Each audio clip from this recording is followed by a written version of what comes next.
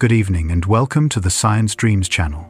Tonight's journey drifts through the luminous world of auroras, those silent rivers of color that rise along Earth's poles, shaped by magnetic fields, drifting particles, and the long breath of the planet beneath them. Before we begin, I'd love to know where you're watching from. It always amazes me to see listeners scattered across every corner of the planet, connected by curiosity and calm. And if you find this video soothing or interesting, please consider giving it a like and subscribing. If you're already part of this quiet little community, thank you. Night settles across the planet with its own rhythm. Lights fade on continents' oceans, darken into vast sheets of shadow. The atmosphere stretches into a tranquil gradient. High above this quiet surface, a faint glow begins to rise. Delicate waves, arches, veils, shaped by forces that travel through space long before they reach our sky. The first pulse appears like a breath. The next arrives like a memory returning after a long absence. What shapes light that moves without sound? What guides color across the darkness with such precision that it reveals the invisible structure surrounding our world? Aurora forms the visible edge of a much larger story. A story where Earth's magnetic field channels wandering electrons. A story where the upper atmosphere glows as energized particles meet oxygen and nitrogen. A story where space behaves like weather shifting, flowing, gathering energy before releasing it again through light. Aurora becomes a kind of boundary, a frontier between Earth and the vast region of plasma wrapped around it. A gentle signature written in color. A map that changes as the planet interacts with the solar wind. Tonight, this journey will follow that signature from its earliest origins in space, through its motion across polar regions, through its presence in human history, through its influence on perception and emotion. Step by step, the light becomes clearer, deeper, more connected to the physics that sustain it. Far from Earth, within the wide quiet of interplanetary space, a steady stream of charged particles leaves the Sunday. The stream drifts outward with remarkable persistence. Each particle carries a trace of the star's magnetic activity, shaped by storms on the solar surface and by slow waves that travel through the corona. The movement of these particles appears constant from a distance, almost serene, though it holds layers of structure when studied closely. Closer to Earth, a magnetic shield surrounds the planet. The shield stretches far upstream toward the sun, then trails behind the planet in a long tail that sweeps through space. This magnetic shell, called the magnetosphere, alters the flow of the incoming particles. The shield does not meet the stream with a rigid boundary. Its behavior resembles a flexible membrane that adjusts itself with every shift in solar pressure. As the particles reach this region, many begin following curved magnetic pathways. These pathways do not lead across the entire planet. They guide the particles toward the high latitude zones near the poles. At those latitudes, magnetic field lines dip toward the atmosphere, creating natural channels. Through these channels, electrons slip downward toward the upper layers of air. The process might seem simple, although it emerges from a complex interplay of magnetic tension, electrical potentials, plasma waves, and long stretches of near-empty space. Much of the motion arises from energy stored in the magnetotail. Solar wind pressure shapes that tail into a stretched structure. At intervals, magnetic field lines within the tail reconnect. The reconnection releases energy in a quiet, sudden shift. Electrons receive this energy and accelerate toward Earth.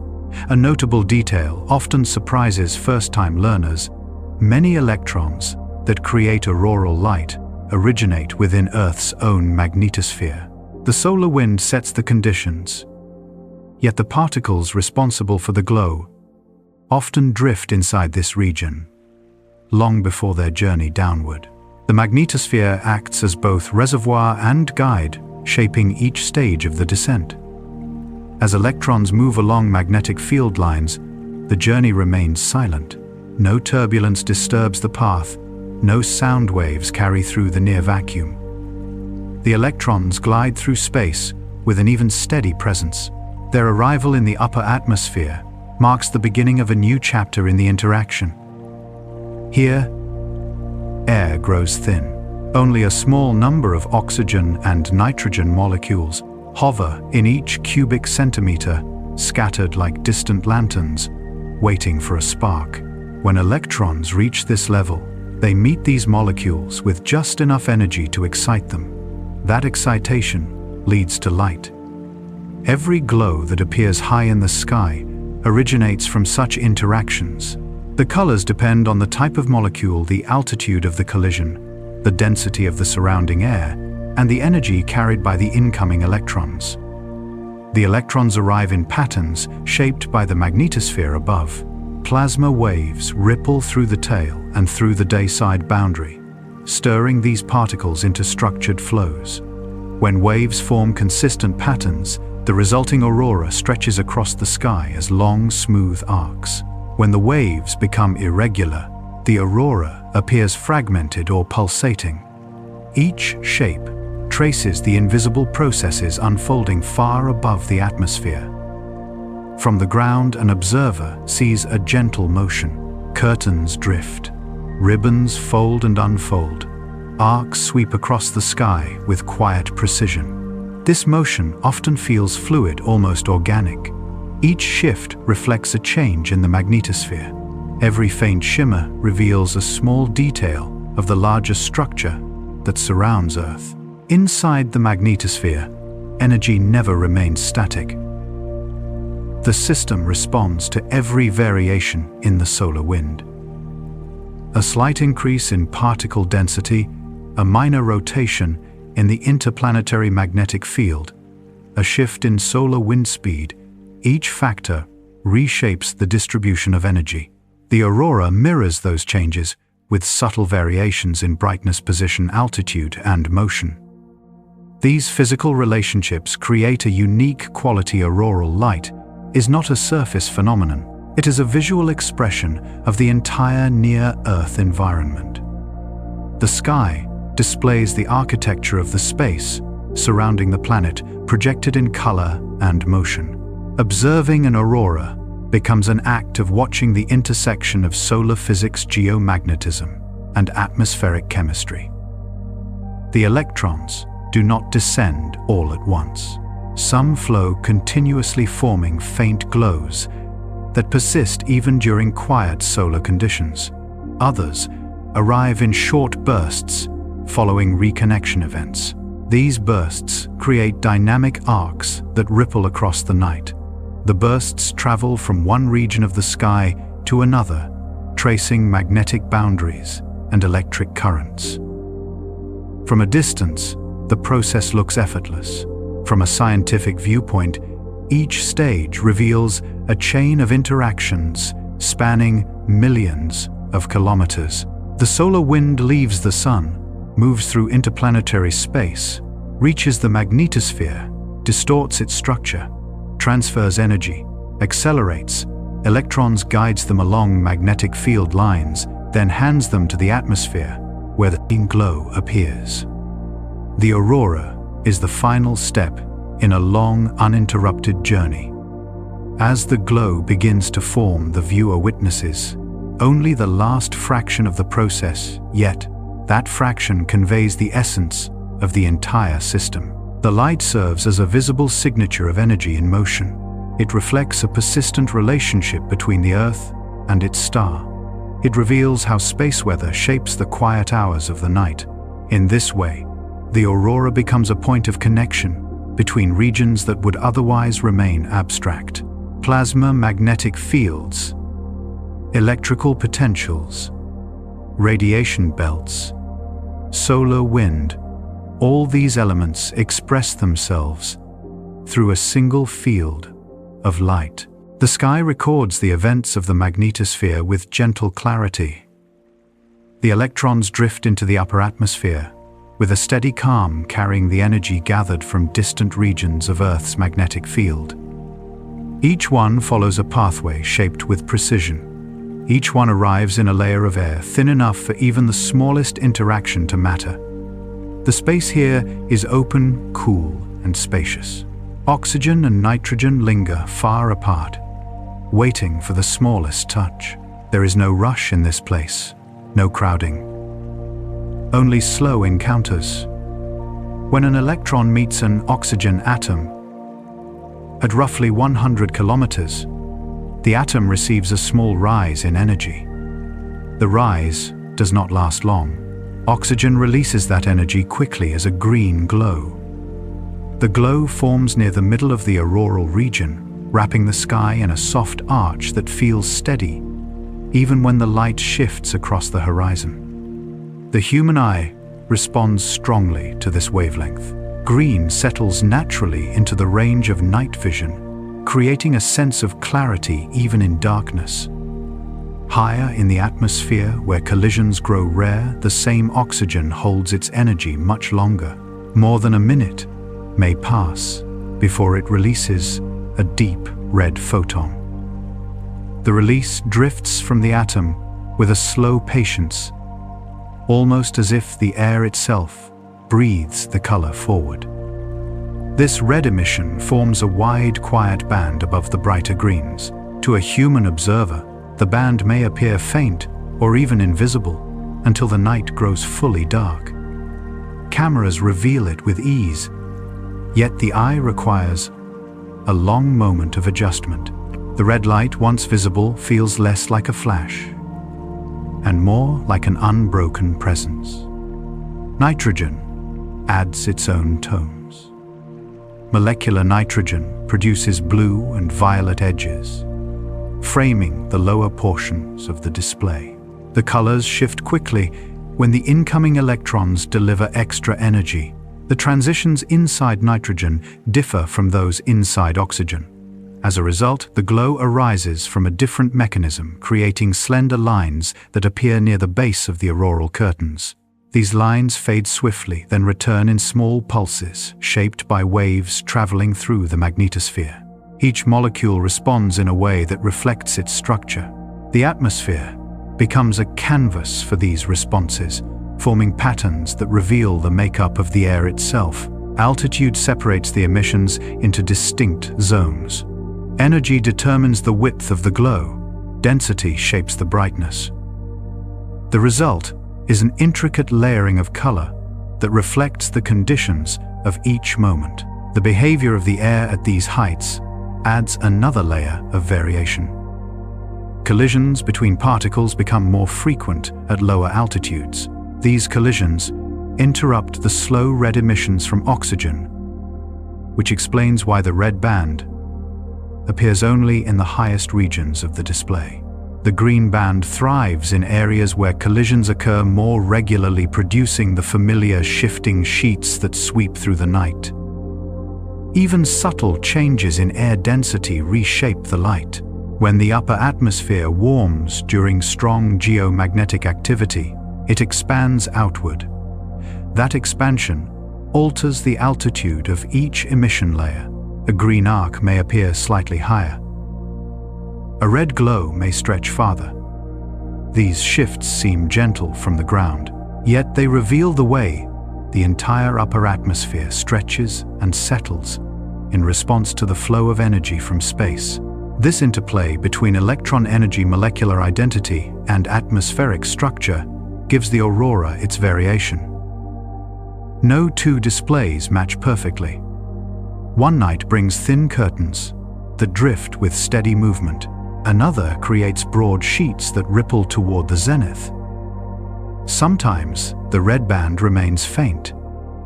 Other times it grows wide enough to fill half the sky. Observers often describe these scenes with emotion. The intensity of the colors invites reflection.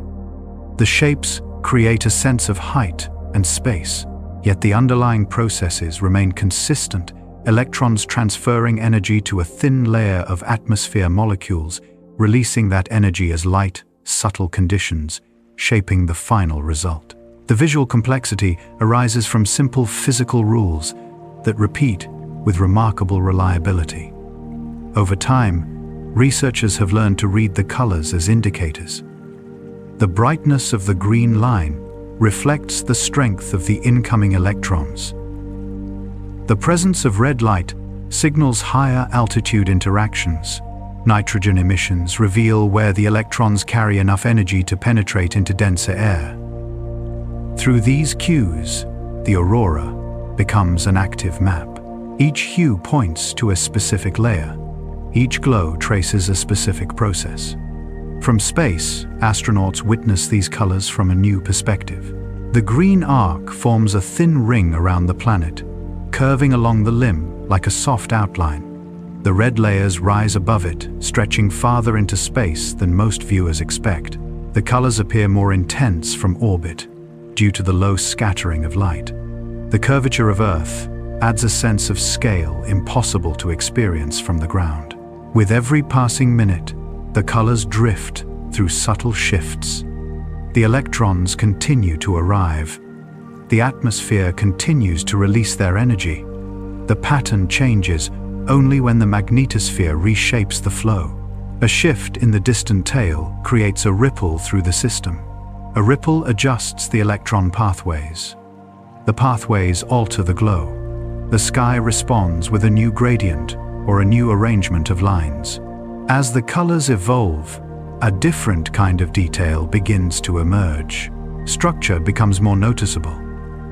Lines sharpen. Curtains fold.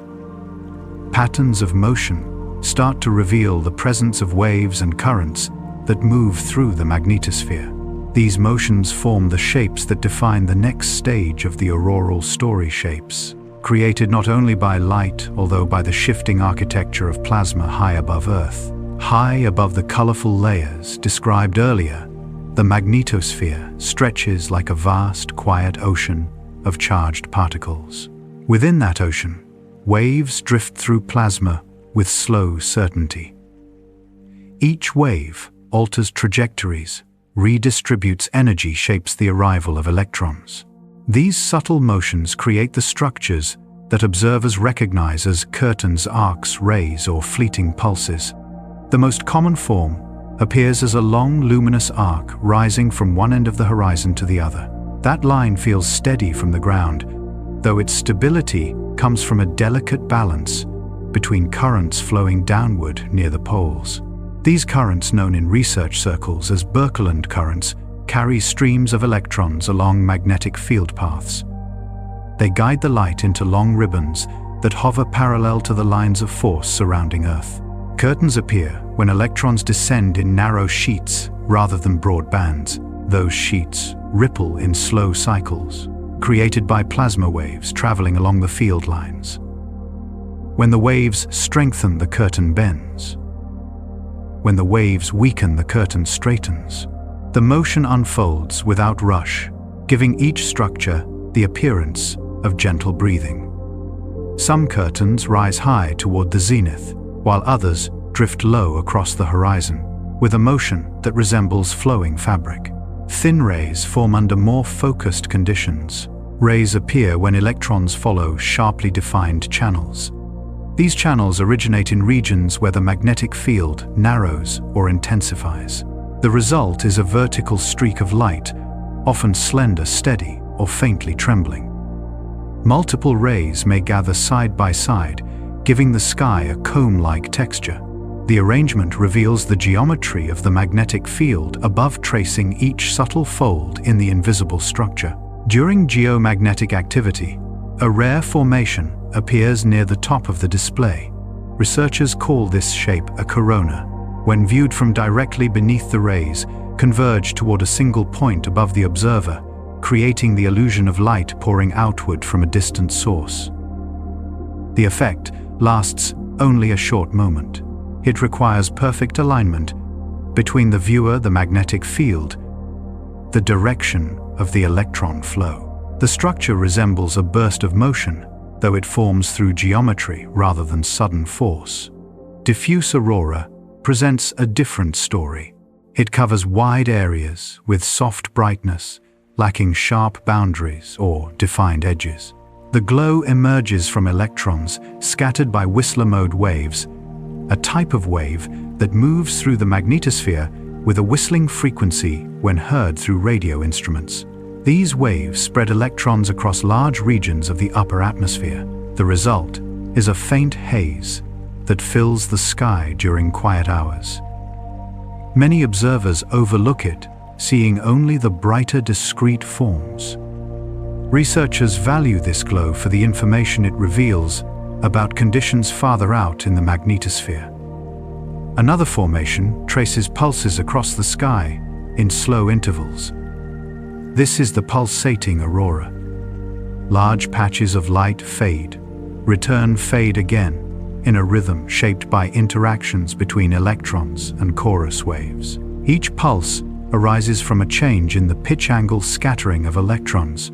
The timing of these pulses often matches the chorus waves that travel near the magnetic equator. The connection between distant equatorial waves and high-latitude light demonstrates the remarkable reach of plasma processes in space. During certain events, slender vertical lines appear close to each other, forming a pattern sometimes compared to a picket fence. The lines shimmer with a subtle rhythm, sensitive to small plasma variations. These structures highlight regions where the magnetic field experiences irregular flows. Researchers study them to learn how energy moves from one part of the magnetosphere to another. Steve, though often photographed beside auroral displays, emerges from a different process entirely. This narrow lavender arc lies at lower latitudes than typical auroral structures. Steve forms through a high-speed stream of ionized gas known as a subauroral ion drift. The motion heats the ions, producing light that appears smooth, narrow, motionless. Cameras reveal colors that differ from those created by oxygen or nitrogen emissions.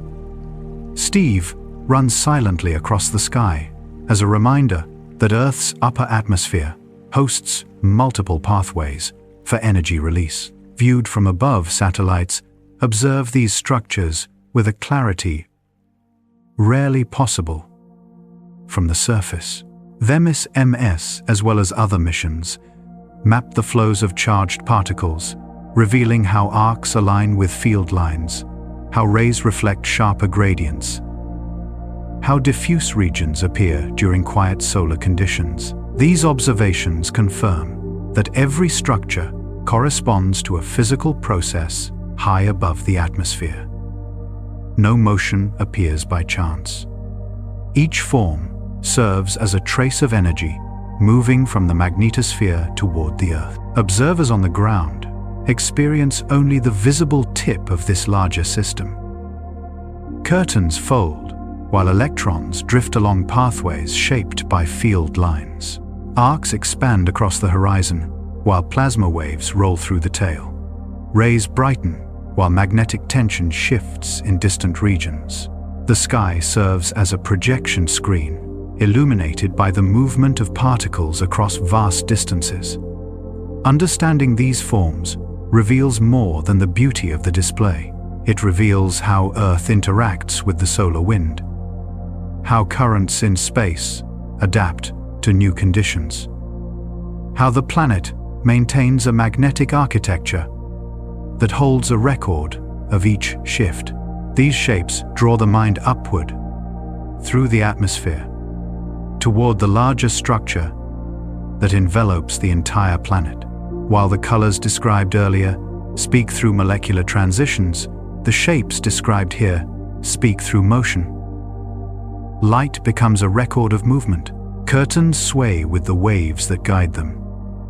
Rays align with the field lines that carry them. Pulses reveal the rhythm of distant plasma interactions. Steve glows with the heat of ions racing at remarkable speed. As the night progresses, these structures often blend into one another. A curtain becomes an arc. A ray becomes part of a corona. Diffuse glows rise behind sharper forms. Each transition traces the shifting environment above Earth. Each movement prepares the path for the next sequence, where the atmosphere responds in deeper ways to the energy pouring into it. High above the glow, where auroral colors unfold, the air thins into a realm few living creatures will ever enter. This realm holds a name familiar to science, the thermosphere. It rises like a quiet boundary between atmosphere and space, a threshold where molecules drift in wide separation. Each one moves through immense distance before meeting another. The stillness here invites reflection. What happens in such a place when energy from the magnetosphere arrives? Auroral electrons reach this region first. Their arrival marks the beginning of a subtle transformation. Every electron shares a fragment of its motion with the molecules it touches. That shared motion becomes heat, not in the sense of warmth a human hand might feel, rather in the sense of increased movement inside the gas itself. Temperatures measured here can climb far beyond the values found at Earth's surface. One might ask, how can a region so hot feel nearly empty? The reason lies in the density. Molecules drift too far apart to transfer heat through contact. Instruments detect the rise. Human senses would notice nothing. As molecules gain motion, the thermosphere stretches outward.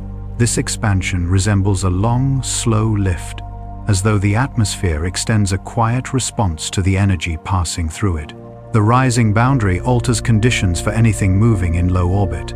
Satellites trace their paths through this region. When the air expands, the path grows heavier with resistance. The effect appears small from a human viewpoint, though engineers observe it closely. A satellite, drifting through the lower thermosphere, encounters more particles which gradually shift its altitude. The careful adjustments made from Earth reflect an understanding that this region breathes with a rhythm shaped by auroral activity.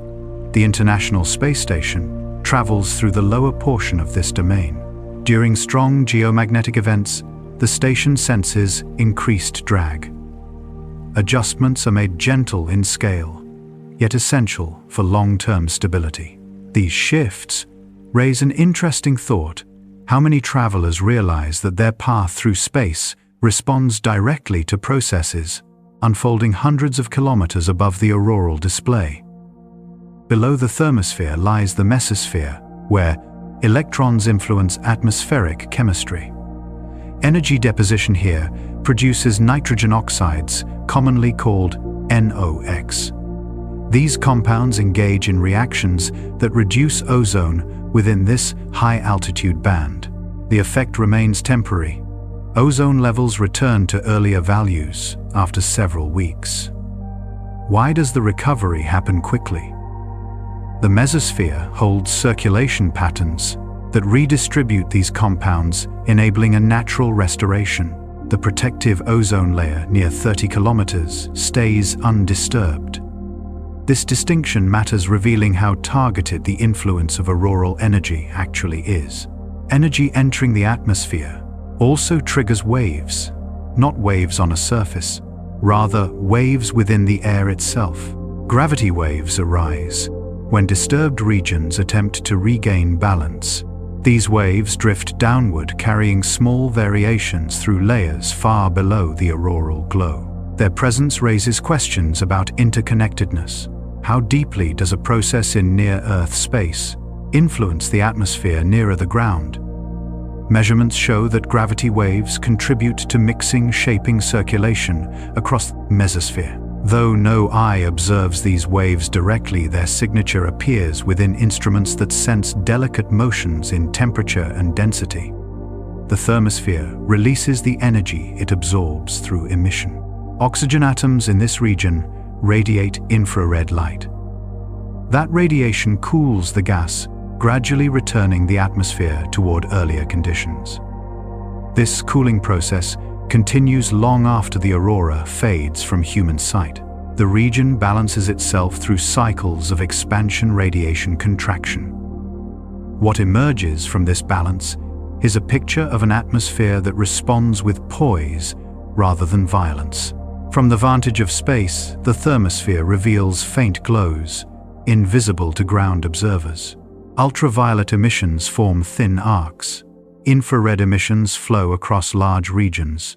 These features act as tracers for composition density altitude. Scientists use them as tools for understanding. Each band of emission marks a region of change.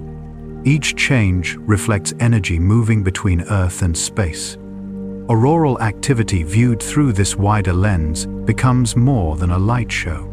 It becomes a driver for motion in regions that remain unseen by the public. Satellites feel the shift. Chemistry adjusts. Waves propagate. Temperature rises and falls. The upper atmosphere becomes a recorder of each interaction, one that traces the movement of solar energy far beyond the visible display. Such responses reveal a planet shaped by the conditions around it. Earth absorbs energy from the sun, from the magnetosphere, from currents flowing along magnetic field lines. The atmosphere reacts through expansion. It adapts through chemistry. It adjusts the paths of satellites drifting above. All these movements connect the visible aurora with a framework stretching across multiple layers. These details guide the story toward a natural question. If Earth responds to auroral energy in such nuanced ways, what happens on other worlds? With magnetic fields of their own, gas giants host enormous magnetospheres. Their atmospheres extend far deeper. Their interactions with the solar wind create auroral emissions beyond any terrestrial scale. The next steps in this journey drift toward those distant atmospheres where light reveals phenomena shaped by environments far stronger, far larger, yet driven by the same physics that governs every glow above Earth. From low Earth orbit, the planet rises beneath the spacecraft as a sphere traced by slow gradients of light. Along the curved horizon, a thin luminous arc wraps around the poles. This arc forms the global auroral oval, a continuous ring that reveals far more structure from above than any ground-based view can capture. The glow sits entirely below the orbital path of the International Space Station, creating a vantage point unique to spaceflight. At approximately 400 kilometers, altitude crew members look downward towards the upper atmosphere, where auroral emissions appear between 100 and 300 kilometers. The difference in elevation allows the station to glide above the entire display. Curtains seen from the surface merge into broad sheets from orbit.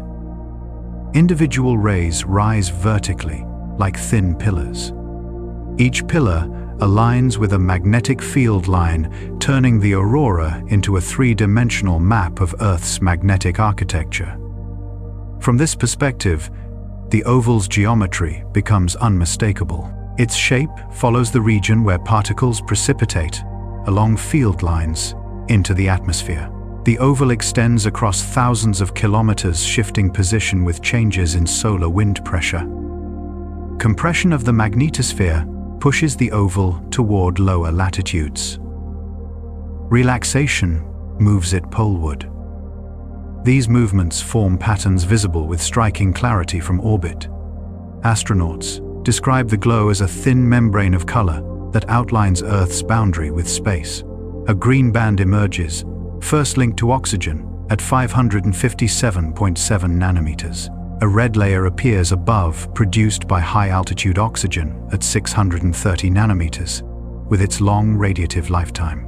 This separation of color by altitude becomes far more distinct from orbit, because no terrain obscures the vertical structure.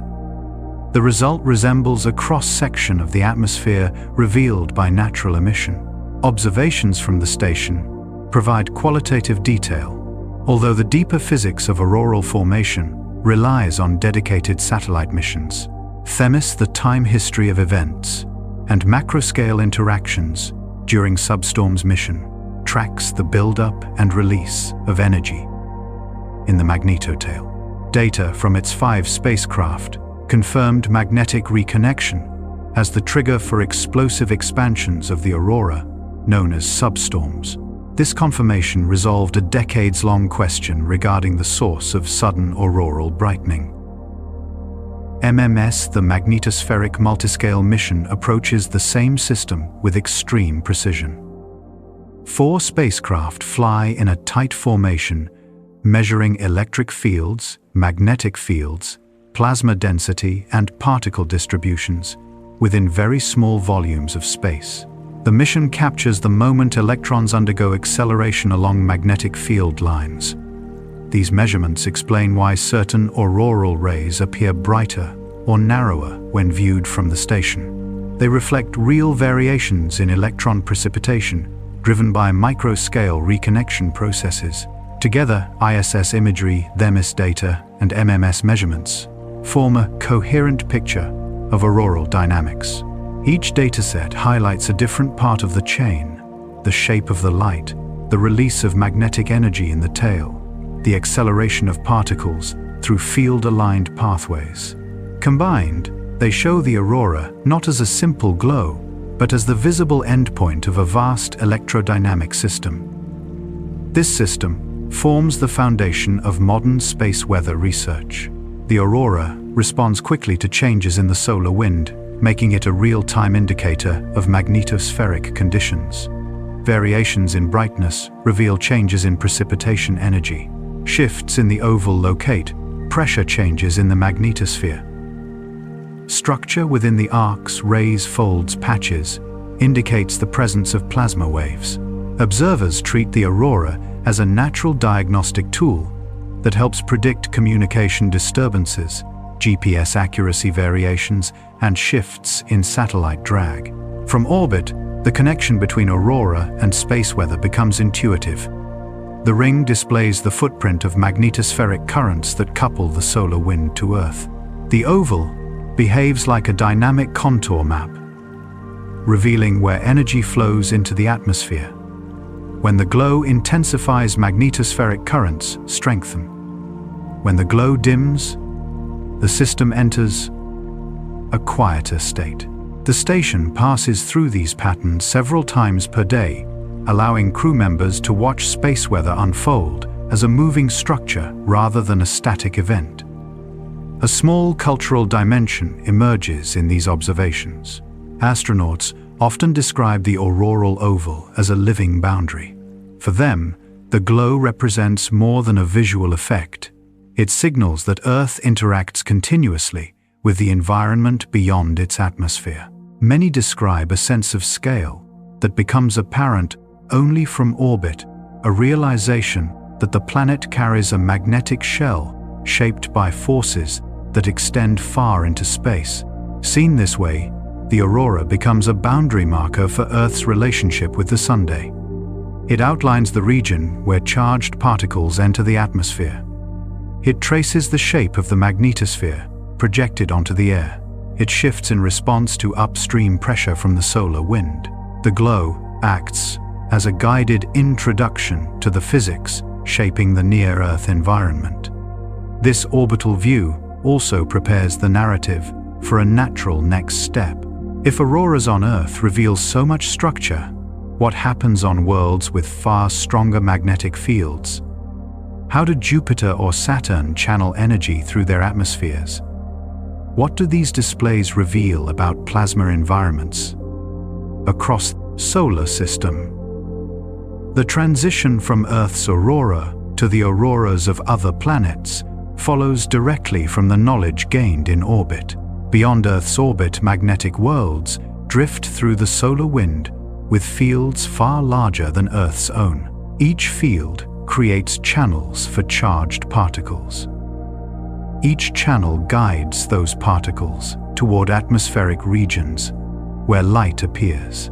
Observations from telescopes' orbiters' flybys reveal auroras shaped by environments that exceed terrestrial scales by enormous factors. These displays provide insight into the structure of distant magnetospheres. Jupiter presents the most powerful example. Its magnetic field rises from a deep interior composed of metallic hydrogen. The field expands outward until it surpasses the size of Earth's magnetosphere by enormous margins. charged particles enter this field from two sources. Solar wind supplies a continuous flow. Io supplies an internal source far more concentrated. Volcanic plumes from Io release sulfur, oxygen, sodium into space. Material from these eruptions becomes ionized inside Jupiter's magnetosphere. A torus of plasma forms around the Moon's orbit. This torus pumps fresh particles into magnetic pathways that link Io to Jupiter's poles. These pathways create footprints visible within Jupiter's auroral oval.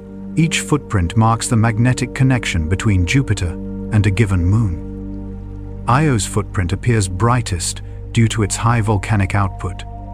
Europa and Ganymede create fainter traces. Ganymede holds its own magnetic field. That field interacts with Jupiter's larger field, creating a double footprint, produced through layered magnetic coupling. These features confirm that auroras on Jupiter reflect not only solar wind conditions, yet also internal plasma sources unique to the Jovian system. Jupiter's main oval displays remarkable intensity. Ultraviolet images from the Hubble Space Telescope reveal arcs that shine with power levels far above Earth's emissions.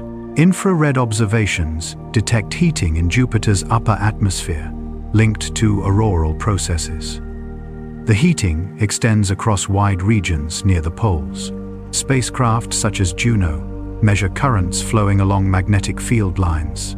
These currents accelerate electrons toward the atmosphere, creating bright emissions visible across multiple wavelengths. The scale exceeds anything seen on Earth. Jupiter's rotation period of roughly 10 hours drives rapid motion within the magnetosphere, creating strong electric fields that channel energy toward the poles. Saturn exhibits a different configuration. Its magnetic axis aligns closely with its rotational axis. This alignment creates a more symmetric auroral oval. Emissions appear in ultraviolet, visible infrared. Radio signals accompany the light. These signals arise from electrons streaming along magnetic field lines. Instruments convert the emissions into audio frequencies that resemble rising tones. Researchers analyze these tones to extract information about field-aligned currents within Saturn's magnetosphere. Observations reveal a system shaped by rotation plasma, originating from the Moon Enceladus variable solar wind pressure. Uranus creates one of the most unusual auroral environments in the solar system. Its magnetic field tilts dramatically relative to its rotational axis. The tilt exceeds 50 degrees. The field also shifts away from the center of the planet. These characteristics produce auroral zones that wander across unexpected latitudes. Voyager 2 recorded faint ultraviolet pulses near the poles during its 1986 flyby. Later observations from Hubble captured short-lived patches during periods of high solar wind pressure. These patches reveal a magnetosphere that reorients continuously as Uranus rotates on its side. The resulting aurora appears unpredictable, offering clues about magnetic structures far from dipole simplicity. Neptune holds a similar offset. The magnetic field leans away from the planet's center, creating auroral pathways that diverge from conventional polar geometry. Emissions remain faint due to distance from the Sunday. Observations require extended exposure times. Even so, imaging campaigns reveal subtle glows, aligned with regions where particles descend into Neptune's atmosphere. These glows indicate complex field structures shaped by internal convection within the ice giant's mantle. Auroral phenomena extend even farther. Brown dwarfs positioned between stars and planets generate magnetic fields stronger than Jupiter's field by large factors. Their atmospheres remain cool relative to stars, yet their magnetospheres accelerate particles with remarkable efficiency. Radio observations reveal periodic bursts linked to auroral currents. These currents arise without proximity to a host star. They originate from rotational dynamics within the brown dwarf itself. The presence of aurora on such objects broadens the concept of magnetospheric coupling beyond traditional star-planet or planet-moon interactions. Comparisons across these worlds highlight universal principles. Charged particles follow magnetic field lines. Energy transfers from rotating interiors toward polar atmospheres. Plasma sources vary from volcanic activity to internal convection to solar wind supply. Each system converts particle motion into light through processes similar to those on Earth. Differences arise from field strength, rotation rate, plasma density, composition of upper atmospheres. These differences create unique signatures. Bright ultraviolet rings at Jupiter, radiotones at Saturn, wandering patches at Uranus, subtle glows at Neptune, radio bursts at brown dwarfs. These extraterrestrial auroras provide insight into planetary dynamos. Field geometry reveals interior structure. Footprints reveal magnetic coupling between objects. Brightness reflects energy input. Variability reflects solar wind dynamics or internal plasma supply. Observers treat each aurora as a diagnostic tool for understanding the distant environment. Jupiter's system illustrates this clearly. Io's contribution to the plasma torus reveals volcanic activity on a moon hundreds of millions of kilometers from Earth. Saturn's radio emissions reveal acceleration regions inside its magnetosphere. Uranus's shifting patches reveal a field tilted far from alignment with its spin axis. Each instance delivers scientific detail simply through observation of light and radio. Earth's aurora fits within this broader context. It follows the same principles. Magnetic field lines channel particles, upper atmosphere emits, light solar wind modulates intensity.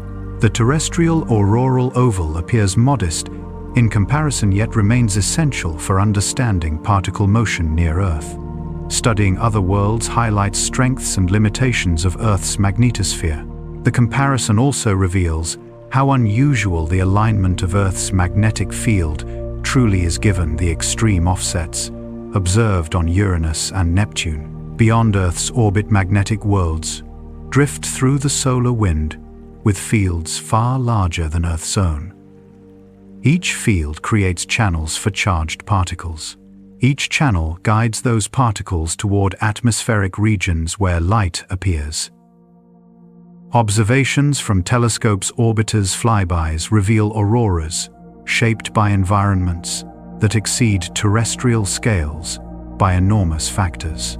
These displays provide insight into the structure of distant magnetospheres. Jupiter presents the most powerful example. Its magnetic field rises from a deep interior composed of metallic hydrogen. The field expands outward until it surpasses the size of Earth's magnetosphere by enormous margins. Charged particles enter this field from two sources. Solar wind supplies a continuous flow. Io supplies an internal source far more concentrated. Volcanic plumes from Io release sulfur, oxygen, sodium into space. Material from these eruptions becomes ionized inside Jupiter's magnetosphere.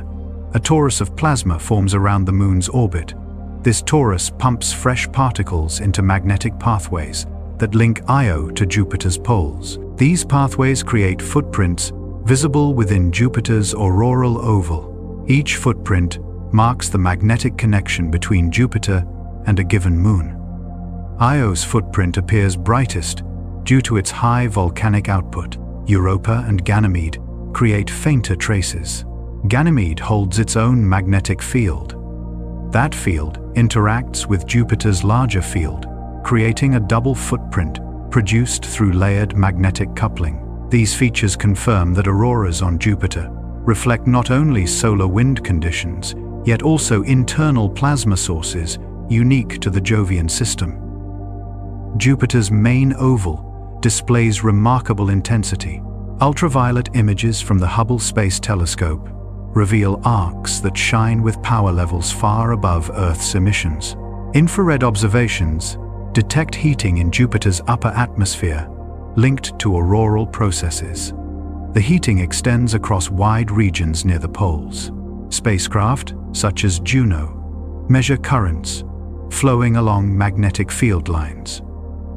These currents accelerate electrons toward the atmosphere, creating bright emissions visible across multiple wavelengths. The scale exceeds anything seen on Earth. Jupiter's rotation period of roughly 10 hours drives rapid motion within the magnetosphere, creating strong electric fields that channel energy toward the poles. Saturn exhibits a different configuration. Its magnetic axis aligns closely with its rotational axis. This alignment creates a more symmetric auroral oval. Emissions appear in ultraviolet visible infrared. Radio signals accompany the light. These signals arise from electrons streaming along magnetic field lines. Instruments convert the emissions into audio frequencies that resemble rising tones. Researchers analyze these tones to extract information about field-aligned currents within Saturn's magnetosphere. Observations reveal a system shaped by rotation plasma originating from the Moon and Enceladus variable solar wind pressure. Uranus creates one of the most unusual auroral environments in the solar system. Its magnetic field tilts dramatically relative to its rotational axis. The tilt exceeds 50 degrees. The field also shifts away from the center of the planet. These characteristics produce auroral zones that wander across unexpected latitudes. Voyager 2 recorded faint ultraviolet pulses near the poles during its 1986 flyby. Later observations from Hubble captured short-lived patches during periods of high solar wind pressure. These patches reveal a magnetosphere that reorients continuously as Uranus rotates on its side. The resulting aurora appears unpredictable, offering clues about magnetic structures far from dipole simplicity. Neptune holds a similar offset. The magnetic field leans away from the planet's center, creating auroral pathways that diverge from conventional polar geometry. Emissions remain faint due to distance from the Sunday. Observations require extended exposure times. Even so, imaging campaigns reveal subtle glows aligned with regions where particles descend into Neptune's atmosphere. These glows indicate complex field structures shaped by internal convection within the ice giant's mantle. Auroral phenomena extend even farther. Brown dwarfs, positioned between stars and planets, generate magnetic fields stronger than Jupiter's field by large factors. Their atmospheres remain cool relative to stars, yet their magnetospheres accelerate particles with remarkable efficiency. Radio observations reveal periodic bursts linked to auroral currents. These currents arise without proximity to a host star. They originate from rotational dynamics within the brown dwarf itself. The presence of aurora on such objects broadens the concept of magnetospheric coupling beyond traditional star-planet or planet-moon interactions. Comparisons across these worlds highlight universal principles. Charged particles follow magnetic field lines. Energy transfers from rotating interiors toward polar atmospheres. Plasma sources vary from volcanic activity to internal convection to solar wind supply. Each system converts particle motion into light through processes similar to those on Earth. Differences arise from field strength rotation rate, plasma density composition of upper atmospheres. These differences create unique signatures. Bright ultraviolet rings at Jupiter, radiotones at Saturn, wandering patches at Uranus, subtle glows at Neptune, radio bursts at brown dwarfs. These extraterrestrial auroras provide insight into planetary dynamos. Field geometry reveals interior structure. Footprints reveal magnetic coupling between objects. Brightness reflects energy input. Variability reflects solar wind dynamics or internal plasma supply. Observers treat each aurora as a diagnostic tool for understanding the distant environment. Jupiter's system illustrates this clearly. Io's contribution to the plasma torus reveals volcanic activity on a moon hundreds of millions of kilometers from Earth. Saturn's radio emissions reveal acceleration regions inside its magnetosphere. Uranus's shifting patches reveal a field tilted far from alignment with its spin axis.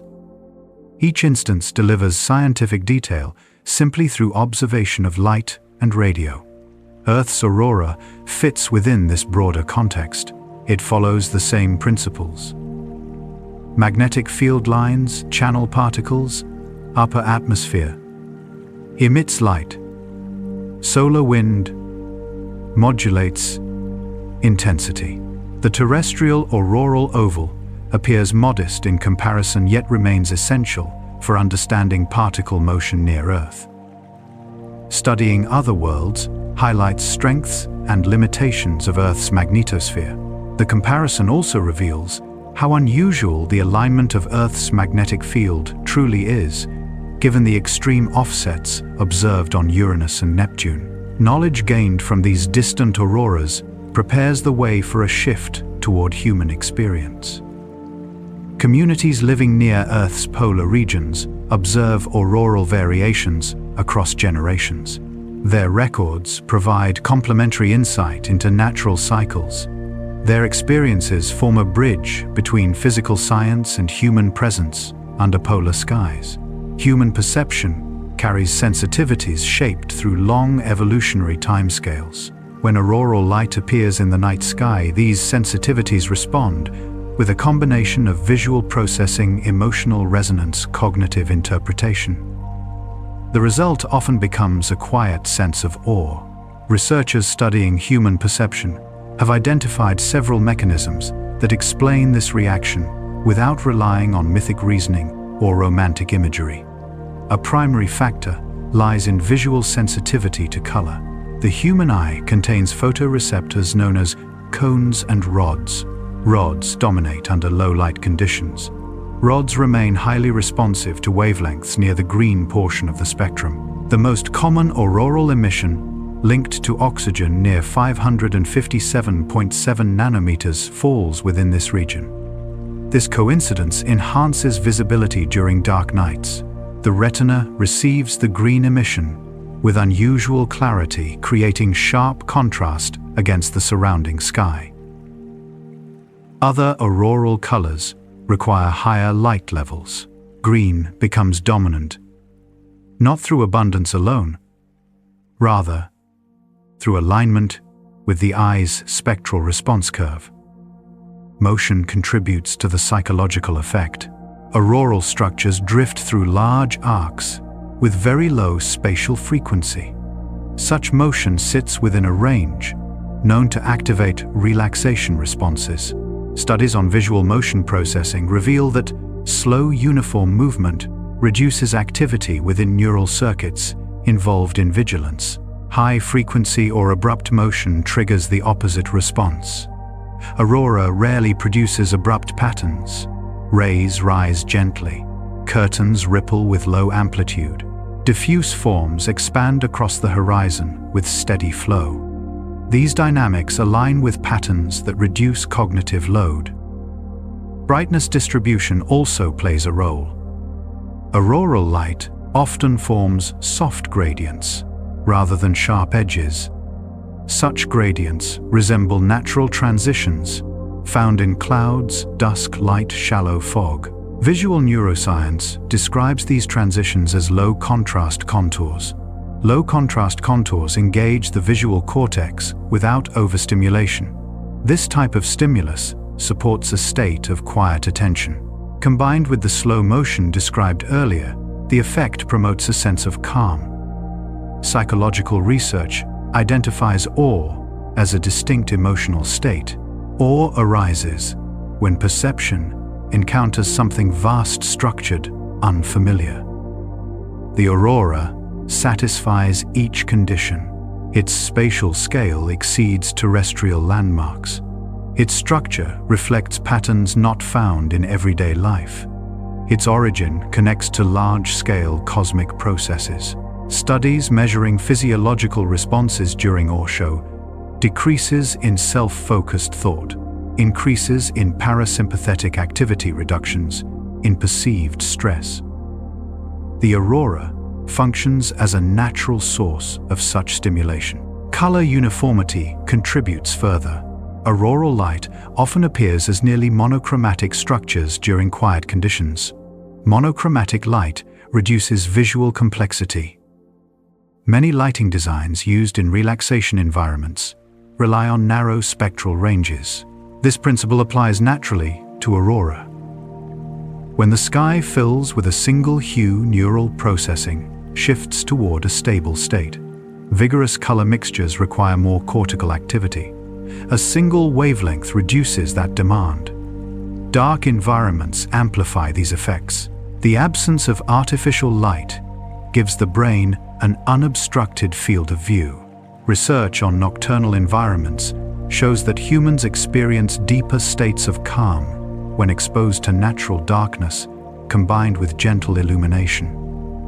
Aurora provides this combination. The visual field contains large, dark regions interrupted only by slowly shifting light.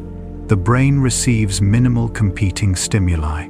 Attention moves toward a stable rhythmic pattern. Physiological responses extend beyond vision. Heart rate variability increases during exposure to steady, natural motion. Breathing patterns slow without conscious effort. These responses appear in controlled studies involving simulations of ocean waves, tree movement, twilight gradients. Auroral motion shares similar temporal characteristics. Even without understanding the physics, observers experience shifts toward a parasympathetic state. The aurora also provides a sense of external order. The shapes follow magnetic field lines. The timing reflects magnetospheric dynamics. Although invisible to casual observers, the patterned nature of aurora creates predictable forms. Human cognition responds positively to structured variation. Patterns that drift within constraints signal stability rather than chaos.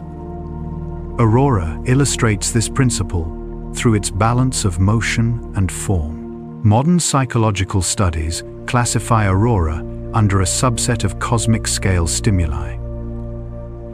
These stimuli engage two mental processes simultaneously. One process involves perceptual immersion. The other involves cognitive expansion. The combination produces a sense of perspective. Observers report feeling connected to a larger system without the need for specific interpretation. This state resembles what some researchers describe as quiet transcendence, not in a spiritual sense, rather in a perceptual sense created through scale. Social research reinforces these findings. Visitors to polar regions often mention that auroral displays feel calming rather than overwhelming. Interviews reveal themes consistent across cultures. Respondents note that aurora creates a pause in thought, encourages slower breathing, alters their awareness of time. These descriptions match physiological measurements. The aurora engages sensory pathways known to promote tranquility. The phenomenon also aligns with curiosity-driven cognition. Light appearing in high latitudes shaped by magnetic processes invites questions. Curiosity reduces stress responses through dopamine regulation. The aurora viewed through this lens becomes a natural stimulus that sustains attention without urgency. Curiosity blends with calm, producing a state different from excitement or fear. The combination of spectral alignment, slow motion, structured patterns, cosmic scale creates a perceptual environment rarely present in daily life. The brain interprets this environment as safe, vast, intriguing. Calm emerges from this interpretation. Historical auroral records preserve detailed observations of moments when the lights extended far beyond polar regions. Many of these accounts come from sailors, telegraph operators, astronomers, travelers. Their descriptions align with modern measurements of geomagnetic storms. The link between recorded color brightness latitude provides insight into past solar activity long before satellites existed. One of the clearest examples appears in September 1859. This interval contains the event commonly known as the Carrington Storm. Observers across North America reported crimson arcs stretching over the entire sky. Witnesses in the Caribbean noted luminous bands rising toward the zenith. Residents in the northeastern United States described conditions bright enough to read printed text outdoors at night. Compasses behaved erratically across the continent. Telegraph stations recorded currents passing through lines without electrical supply. These details reveal an intense geomagnetic disturbance. Today, researchers correlate these reports with measurements preserved in 19th century magnetograms. The combination provides a full picture of the storm's magnitude. The 1872 event produced similar observations across Europe. Reports from ships traveling through the Mediterranean mention red structures covering the northern horizon. Accounts from Rome describe broad crimson sheets rising above city rooftops. Observers in Scotland noted pale green arcs shifting rapidly. These descriptions indicate that the auroral oval expanded toward mid-latitude regions. Modern reconstructions using geomagnetic field models confirm that the storm reached levels comparable to the 1859 disturbance. Observational notes from the British Admiralty include sketches of parallel rays aligned with magnetic meridians. These sketches match contemporary classifications of field-aligned structures. In 1921, another major geomagnetic event created noticeable auroral light across North America. Newspapers from New York described bright red glows covering the sky. Reports from Colorado mentioned pulsating motions near the horizon. Sailors in the North Atlantic recorded unusual brightness reflected on ocean waves. These accounts coincide with magnetic readings from observatories in Greenwich, Potsdam, Tucson. The combined data indicates strong currents flowing within the magnetosphere. Aurora served as a visible indicator of these currents, enabling reconstruction of the storm through historical documents. 20th century observations include the March 1989 event. This interval produced auroral displays visible across large portions of Canada, the northern United States, parts of Western Europe. Photographs from Quebec reveal vivid red arcs reaching well above the horizon. Observers in northern France reported diffuse light with green structure near the lower edge.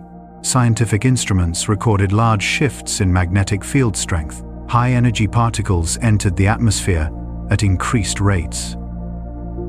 Aurora provided a visual record of these conditions.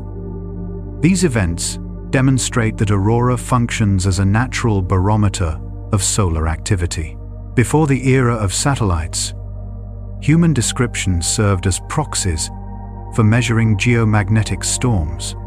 Researchers studying 19th century archives examine color terms, brightness, comparisons, geographic coordinates. These elements provide approximate estimates of particle precipitation levels during storms. Strong red emissions correspond to high-altitude excitation of atomic oxygen. Widespread visibility indicates that the auroral oval expanded toward lower latitudes. These features reflect strong coupling between solar wind conditions and Earth's magnetosphere. Naval logs from the British Admiralty supply valuable detail. Crews traveling through northern waters recorded auroral activity as part of routine navigation notes. Logs include time, position, color, estimated altitude, structural features. Many entries mention crimson domes or vertical beams. These terms match modern descriptions of rays and high-altitude red emissions. Some logs describe auroral light illuminating ship decks during periods of minimal moonlight. These observations confirm that strong auroras provide measurable illumination across reflective surfaces. Telegraph companies also documented strong storms. In 1859 and 1921, telegraph operators reported induced currents strong enough to operate equipment without power sources. These incidents highlight the relationship between geomagnetic storms and ground-level technology. Aurora served as a visible sign of the disturbance. Operators frequently noted bright red skies coinciding with irregular current behavior. These correlations support modern interpretations of geomagnetically induced currents. Newspaper records provide additional insight. Articles from regions outside typical auroral latitudes describe community reactions to unusual light. Residents often noted surprise or confusion. Scientific societies provided explanations within published bulletins. These bulletins preserved wavelengths, durations, estimated positions within the sky. Each account adds detail to reconstructions of storm extent.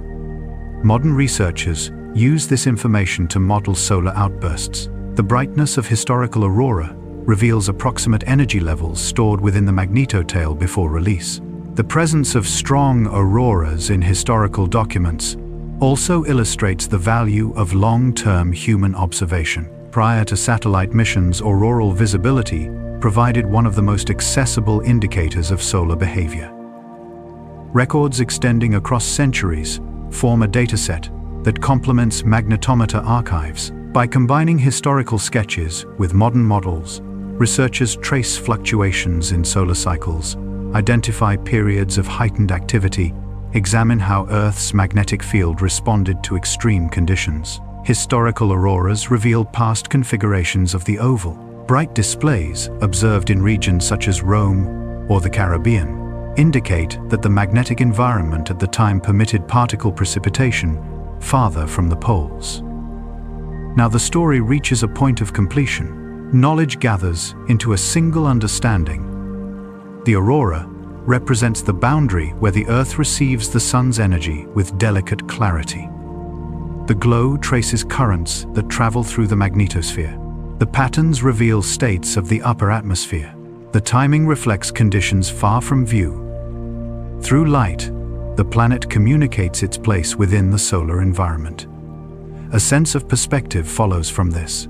Moments spent beneath auroral arcs connect the observer not only to the sky overhead, rather to the entire chain of processes that created the display. Even without scientific detail, the presence of the light carries a message of scale. It reminds the viewer that Earth rests inside a magnetic structure shaped by ancient forces. It reminds the listener that the night sky holds systems far larger than anything visible in daylight. As this reflection settles, the mind may drift toward rest. The pace slows. Thoughts loosen around the edges. The quiet surrounding the aurora becomes the quiet surrounding the listener. A sense of calm rises from the recognition that Earth continues its motion through space with dependable rhythm. The magnetosphere continues to shape the flow of particles.